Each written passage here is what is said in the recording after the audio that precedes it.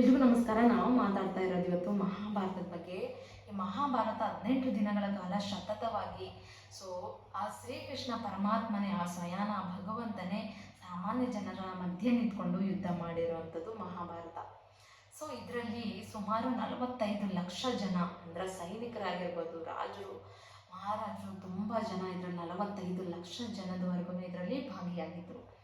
ಅದ್ರ ಜೊತೆಗೆ ಈ ಯುದ್ಧ ನಡೆದ ಮೇಲೆ ನಡೆಯೋ ಸಂದರ್ಭದಲ್ಲಿ ಧರ್ಮನಿಷ್ಠೆಯಿಂದ ಇರುವಂಥ ಭೀಷ್ಮ ಪಿತಾಮಹರು, ಹಾಗೇನೆ ತಂತ್ರ ಕುತಂತ್ರಗಳನ್ನು ನಡೆಸುವಂಥ ಶಕುನಿ, ಹಾಗೆ ದಾನವೀರ ಶೂರಕರ್ಣ, 100 ಜನ ಕೌರವರು, ತುಂಬ ಜನ ಸತ್ತು ಹೋಗ್ತಾರೆ ಇದರಲ್ಲಿ.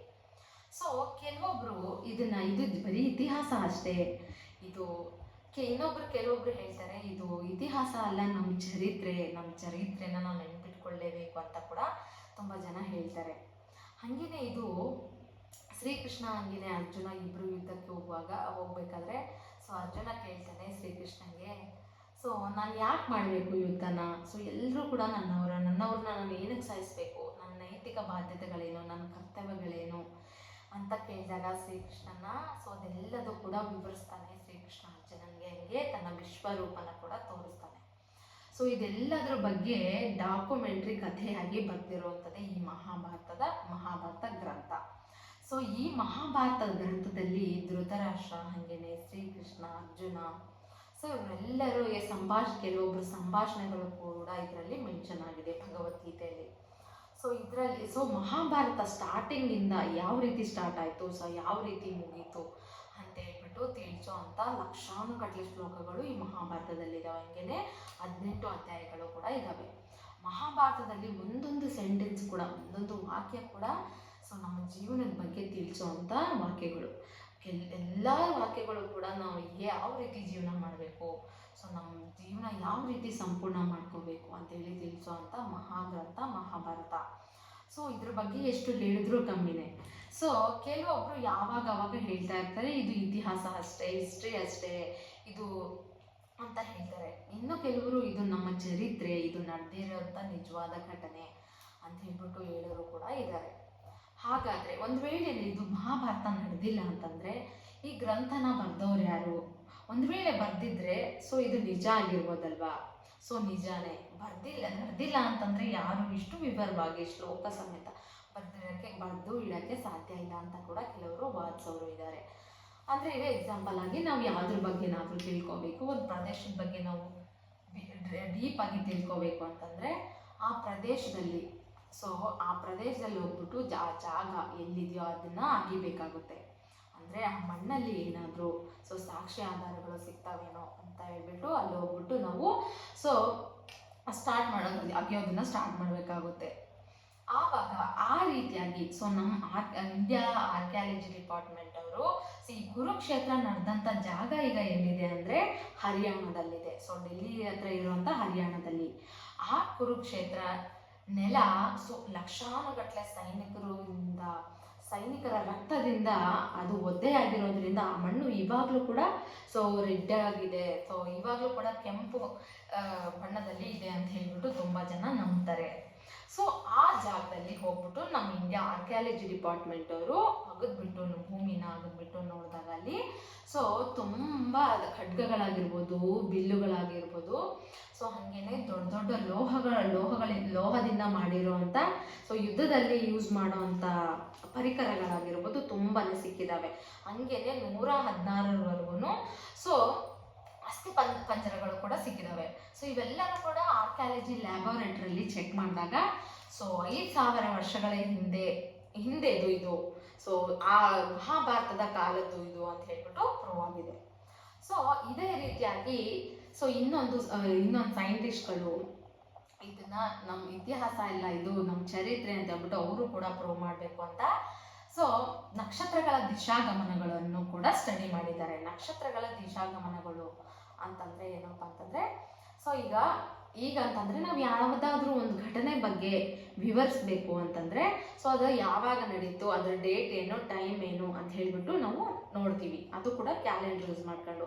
ಆಗಿನ ಕಾಲದಲ್ಲಿ ಇವಾಗಿನ ಥರ ಕ್ಯಾಲೆಂಡರ್ಗಳು ಇರಲಿಲ್ಲ. ಆವಾಗ ಯಾವುದಾದ್ರೂ ಸಂಘಟನೆ ಬಗ್ಗೆ ಹೇಳಬೇಕು ಅಂತಂದರೆ ಅವರು ನಕ್ಷತ್ರಗಳ ದಿಶಾಗಮನವನ್ನು ಆಧಾರವಾಗಿ ಇಟ್ಕೊಂಡು ಆ ಟೈಮಲ್ಲಿ ಈ ರೀತಿಯಾಗಿ ಆಗಿತ್ತು ಅಂತ ಹೇಳ್ಬಿಟ್ಟು ಹೇಳ್ತಾ ಇದ್ರಂತೆ. ಸೊ ಅದೇ ರೀತಿಯಾಗಿ ಇರೋ ನಕ್ಷತ್ರಗಳ ದಿಶಾಗಮನ, ಸೊ ಇದೆಲ್ಲ ನ್ಯಾಚುರಲ್ ಆಗಿ ಆಗಿರೋ ನಕ್ಷತ್ರ ದಿಶಾಗಮನ ಅಂದ್ರೆ ನ್ಯಾಚುರಲ್ ಆಗಿ ಸೃಷ್ಟಿ ಆಗಿರುವಂಥದ್ದು ಅದೆಲ್ಲ. ಸೊ ಅದೆಲ್ಲ ಕೂಡ ಸುಳ್ಳು ಅಂತ ಹೇಳಕ್ಕಾಗಲ್ಲ ಅಲ್ವಾ, ಯಾರು ಏನ್ ಬಗ್ಗೆ ಸುಳ್ಳು ಹೇಳಿದ್ರು ನ್ಯಾಚುರಲ್ ಆಗಿ ಇರೋಂಥ ಸ್ಟಾರ್ ಇದನ್ನ ಯಾರು ಸುಳ್ಳು ಅಂತ ಹೇಳಕ್ಕಾಗಲ್ಲ. ಸೊ ಅದೇ ರೀತಿಯಾಗಿ ಸೊ ಇವಾಗಿರೋ ಟೆಕ್ನಾಲಜಿಯಲ್ಲಿ, ಸೊ ಇವಾಗಿರೋ ಕಂಪ್ಯೂಟರ್ ಸಾಫ್ಟ್ವೇರ್ ಇಂದ ಇಡೀ ಯೂನಿವರ್ಸ್ ನಾವು ಕುತ್ಕೊಂಡಿರೋ ಹತ್ರನೇ ನೋಡ್ಬೋದು. ಸೊ ಅದೇ ರೀತಿಯಾಗಿ ಮಹಾಭಾರತದಲ್ಲಿ ವಿವರಿಸಿದಂಥ ಒಂದು ಸ್ಟಾರ್ ಕಾನ್ಸ್ಟಲೇಷನ್ನ ಸೊ ಚೆಕ್ ಮಾಡಿದಾಗ ಅದು ಯಾವಾಗಾದರೂ ನಡೆದಿದ್ರೆ ಅದ್ರ ಟೈಮ್ ಏನು, ಡೇಟ್ ಏನು ಅಂತ ಕೂಡ ಈ ಟೆಕ್ನಾಲಜಿಯಿಂದ ಸೊ ನಾವು ಇವಾಗ ತಿಳ್ಕೊಬೋದಂತೆ. ಸೊ ಅದೇ ರೀತಿಯಾಗಿ ಆ ಸ್ಟಾರ್ ಸ್ಟಿಮ್ಯುಲೇಷನ್ನ ಯೂಸ್ ಮಾಡಿಕೊಂಡು ಸೊ ಸ್ಟಾರ್ ಕ್ಲಸ್ಟರ್ ಪೊಸಿಷನ್ನ ಅವರು ಸೈಂಟಿಸ್ಟ್ಗಳು ಚೆಕ್ ಮಾಡಿದಾಗ ಏನು ರಿಸಲ್ಟ್ ಬಂದಿರುತ್ತೆ ಹೇಳಿ. ಸೊ ಆವಾಗ ನಡೆದಿರುವಂಥ ಸೊ ಸ್ಟಾರ್ ಟೈಮ್ ಫ್ರೇಮು ಹಾಗೆ ಇವಾಗ ಅವ್ರು ಚೆಕ್ ಮಾಡಿರೋವಂಥ ಟೈಮ್ ಫ್ರೇಮು ಈಕ್ವಲ್ ಆಗಿ ಮ್ಯಾಚ್ ಆಗಿದೆ. ಅಂದರೆ ಅದರ ಅರ್ಥ ಏನು, ಸೊ ಮಹಾಭಾರತ ನಿಜವಾಗ್ಲೂ ನಡೆದಿದೆ ಅಂತೇಳಿ.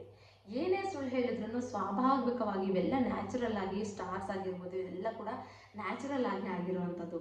ಆ ಥರ ಸ್ಟಾರ್ ಪೊಸಿಷನ್ನು ಯಾರು ಕೂಡ ತಪ್ಪು ಹಿಡಿಲಿಕ್ಕೆ ಸಾಧ್ಯ ಇಲ್ಲ ಅಲ್ವಾ. ಸೊ ಇನ್ನೊಂದು ಏನಪ್ಪ ಅಂತಂದರೆ, ಅಮೇರಿಕದ ಜೆ ರಾಬರ್ಟ್, ಎಲ್ಲರಿಗೂ ಗೊತ್ತೇ ಇರುತ್ತೆ, ನ್ಯೂಕ್ಲಿಯರ್ ಬಾಂಬ್ನ ಇನ್ವೆನ್ಷನ್ ಮಾಡಿದಂಥವ್ರು.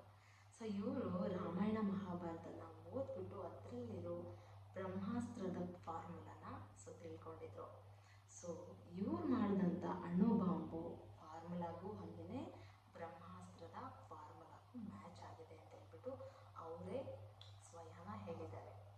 ಸೊ ಇವರು ಮಾಡ್ತಾ ಇದ್ದಂಥ ಅಣು ಬಾಂಬ್ ಪ್ರಯೋಗದಲ್ಲಿ ಸೊ ಆ ಮಿಷನ್ಗೆ ಇವರು ಇಟ್ಕೊಂಡಿರೋಂಥ ಹೆಸರೇನಪ್ಪ ಅಂತಂದರೆ ಟ್ರಿನಿಟಿ, ಅಂದರೆ 3 ದೇವರುಗಳು ಅಂತ ಹೇಳ್ಬಿಟ್ಟು ಅರ್ಥ. ಸೊ ಇವಾಗಲಾದರೂ ಗೊತ್ತಾಯ್ತಲ್ವಾ.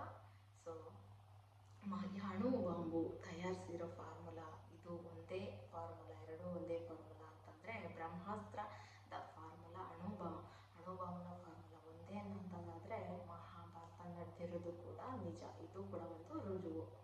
ಸೊ ಇನ್ನೊಂದೇನಪ್ಪ ಅಂತಂದರೆ, ಸೊ ದ್ವಾರಕಾ ಸಮುದ್ರ ಗರ್ಭದಲ್ಲಿ ಸಿಕ್ಕಿದಂಥ ಸೊ ಮೈರಾನ ಸೈಂಟಿಸ್ಟ್ಗಳಿಗೆ ಈ ಸಮುದ್ರ ಗರ್ಭದಲ್ಲಿ ಸಿಕ್ಕಿರುವಂಥ ಆಧಾರ ಪುರಾವೆಗಳು ಕೂಡ ಸೊ ಮಹಾಭಾರತ ನಿಜವಾಗ್ಲೂ ನಡೆದಿದೆ ಅಂತ ಹೇಳೋದಕ್ಕೆ ಇದು ಕೂಡ ಒಂದು ಪ್ರೂಫು.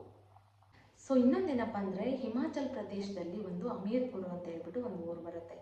ಸೊ ಆ ಅಮೀರ್ಪುರ್ ಅನ್ನೋ ಪ್ರದೇಶದಲ್ಲಿ ಸೊ ಮಹಾಭಾರತದಲ್ಲಿ ತಿಳಿಸಿರುವಂಥ ಪದ್ಮವ್ಯೂಹ, ಸೊ ಪದ್ಮವ್ಯೂಹ ಥರ ಆಕಾರ ಅಲ್ಲ, ಪದ್ಮವ್ಯೂಹ ಆಕಾರನೇ ಸೊ ಆ ಪ್ರದೇಶದ ಒಂದು ಬಂಡೆ ಮೇಲೆ ಸೊ ಕೆತ್ತನೆನ ಮಾಡಿದ್ದಾರೆ. ಸೊ ಅದನ್ನು ಈಗ ತುಂಬ ಜನ ಸೊ ಅರ್ಜುನ ವನವಾಸದಲ್ಲಿದ್ದಾಗ ಸೊ ಆತ ಅಭ್ಯಾಸ ಮಾಡಿದಂಥ ಸೊ ಆ ರೀತಿಯಾಗಿ ಒಂದು ಕೆತ್ತನೆ ಮಾಡಿಕೊಂಡು ಸೊ ಅಭ್ಯಾಸ ಮಾಡಿದಂಥ ಜಾಗ ಅದು. ಸೊ ಇಲ್ಲಿ ಇದ್ದಂಗಾದರೆ ಮಹಾಭಾರತ ನಡೆದಿದೆ ನಿಜವಾಗ್ಲೂ ಅಂತ ತಿಳಿಸುವಂಥ ಇನ್ನೊಂದು ಪುರಾವೆ ಇದು. ಸೊ ಈ ಪದ್ಮವ್ಯೂಹ ಇನ್ನೊಂದು ಅಬ್ಸರ್ವ್ ಮಾಡಿದ್ರೆ ಒಳಗಡೆ ಹೋಗೋ ದಾರಿ ಕಾಣುತ್ತೆ ನಮಗೆ, ಆದರೆ ಹೊರಗಡೆ ಬರೋದು ಹೇಗೆ ಅಂತ ನಮಗೆ ಗೊತ್ತಾಗಲ್ಲ. ಸೊ ಇದೇ ರೀತಿಯಾಗಿರುವಂಥ ಸಾಕ್ಷಿಗಳು ತುಂಬಾ ಸಿಕ್ಕಿದ್ದಾವೆ. ಸೊ ಇದು ಇತಿಹಾಸ ಅಲ್ಲ, ನಮ್ಮ ಚರಿತ್ರೆ ಅಂತ ಹೇಳ್ಬಿಟ್ಟು ಪ್ರೂವ್ ಮಾಡೋ ಎಷ್ಟೋ ಸಾಕ್ಷಿಗಳು ಸಿಕ್ಕಿದ್ದಾವೆ. ಸೊ ಅದೇ ರೀತಿಯಾಗಿ ಸೊ ಆವಾಗ ಹಸ್ತಿನಾಪುರ ಸೊ ಆವಾಗ ಮಹಾಭಾರತದಲ್ಲಿ ರಾಜಧಾನಿ ಆಗಿದ್ದಂಥ ಹಸ್ತಿನಾಪುರ ಅಂತ ಹೇಳ್ಬಿಟ್ಟು ಪ್ರದೇಶ ಇದೆ. ಆ ಪ್ರದೇಶದಲ್ಲಿ 34 ಪ್ರದೇಶಗಳಲ್ಲಿ, ಆ ರಾಜ್ಯದಲ್ಲಿರೋ 34 ಪ್ರದೇಶಗಳಲ್ಲಿ ಈ ರೀತಿಯಾದಂಥ ಪುರಾವೆಗಳು ಸಾಕ್ಷಿಗಳು ತುಂಬಾ ಸಿಕ್ಕಿದ್ದಾವೆ. ಇದೆಲ್ಲನೂ ಕೂಡ ಮಹಾಭಾರತ ನಡೆದಿದೆ ಅಂತ ಹೇಳ್ಬಿಟ್ಟು ಹೇಳೋದಕ್ಕೆ ಸಾಕು. ಇದೇ ರೀತಿಯಾಗಿ ಇವಾಗಲೂ ಕೂಡ ಸೊ ಆ ಮಹಾಭಾರತ ಕಾಲದಲ್ಲಿ ಸೊ ಊರುಗಳ ಹೆಸರು ಏನಿತ್ತು ಅದೇ ಊರುಗಳ ಹೆಸರಲ್ಲಿ ಚಾಲ್ತಿಯಲ್ಲಿರೋ ಊರುಗಳು ಈಗ ತುಂಬಾ ಇದ್ದಾವೆ.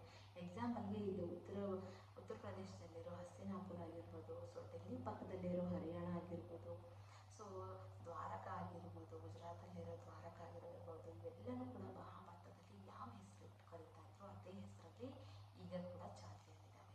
ಸೊ ಅಷ್ಟೇ ಭಾರತದ ರಾಜ್ಯಗಳಷ್ಟೇ ಅಲ್ಲ, ಹೊರ ರಾಜ್ಯಗಳಿಂದ ಕೂಡ ಆವಾಗ ಮಹಾಭಾರತದಲ್ಲಿ ಕೌರವರಾಗಿರ್ಬೋದು, ಪಾಂಡವರಾಗಿರ್ಬೋದು, ಸೊ ಯುದ್ಧಕ್ಕೆ ಸಹಕರಿಸಿದಂಥ ಬೇರೆ ಬೇರೆ ರಾಜ್ಯಗಳು ಕೂಡ ಇದರಲ್ಲಿ ಮೆನ್ಷನ್ ಆಗಿರ್ತವೆ. ಎಲ್ಲವೂ ಕೂಡ ಸೊ ಈಗ ಅದೇ ಹೆಸರಲ್ಲಿ ತುಂಬ ಊರುಗಳು ಚಾಲ್ತಿಯಲ್ಲಿದ್ದಾವೆ, ತುಂಬ ರಾಜ್ಯಗಳು. ಸೊ ಈ ವಿಷಯ